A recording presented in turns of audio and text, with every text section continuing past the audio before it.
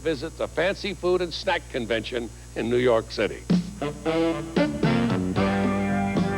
This is Joe Giglio, and I notice here you have a spectrum of flavors, delicious cheese spreads.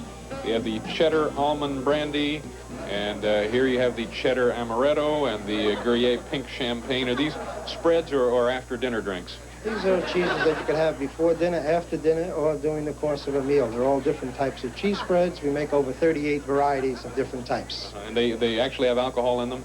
There is alcohol in some of them. What about for the non-drinker? Do you have like cola, root beer? We don't have a cola or root beer, but we got a Gruyere with hot pepper. We have a certain cayenne pepper in there that's very hot. Is it very, very hot? Very, very hot. Yeah. So you slip that to unsuspecting guests? And sometimes, when you want to have a good time. Then the fun begins. Then the fun begins. Okay, and over here you have some, I notice, the greenest cheese I've ever seen. How did you get it that green? It's a very good party time cheese. Around St. Patty's Day, we feature that cheese.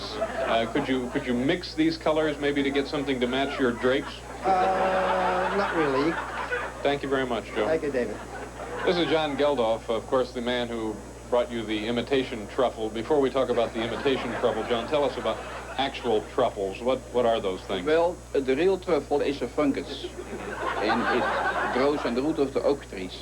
And they use dogs and pigs, to dig them up. Dogs and pigs pick truffles? And pigs, yeah, because they have a peculiar smell. But the truffles or yes. The dogs and pigs? Well, they have a smell too. And what is the imitation truffle made of? The imitation, is an egg product. This is not a petroleum product at all. It looks like it may be a neoprene derivative. Wine. Oh, I see. No, it's a sherry wine. Would you be able to taste the difference between the imitation truffles and the real truffles? I made one time a test, on an Epicurean Club dinner, and from the 24 chefs, only 18 know the difference. What about dogs and pigs? Would they be able to know the difference? I didn't try that out yet. Thank you very much, John. Nice talking to you. Thank you. This is George Silver from Globe Products, Clifton, New Jersey. And George, we have here the home salad bar. How long will these items keep? I would guess you need to refrigerate these right away, huh? No.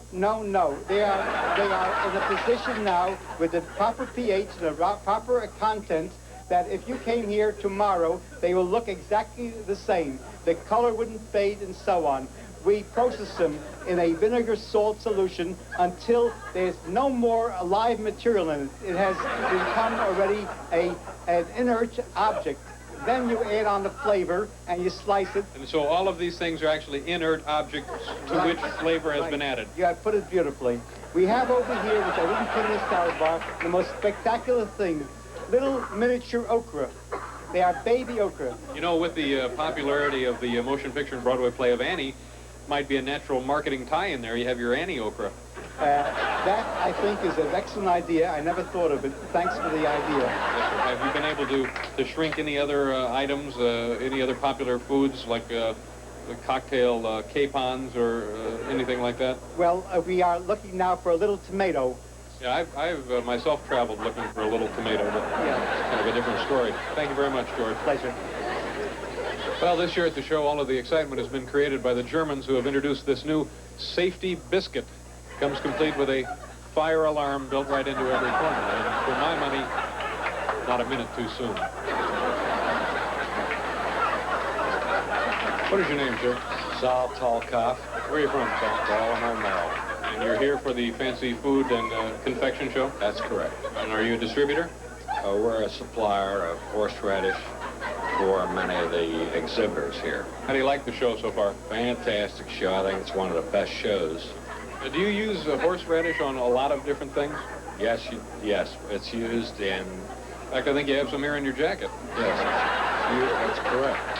Let me ask you a final question, Saul. What's the deal on your sport coat? One of our products is tiger sauce, and we use the tiger label. You strike me as maybe being kind of like the Slim Whitman of horseradish. Is that a fair description? Pretty close. I'd love to have you visit our plant because we'd make it hot for you. Thank you very much. Look, it might be horseradish to you as bread and butter to us. Good enough.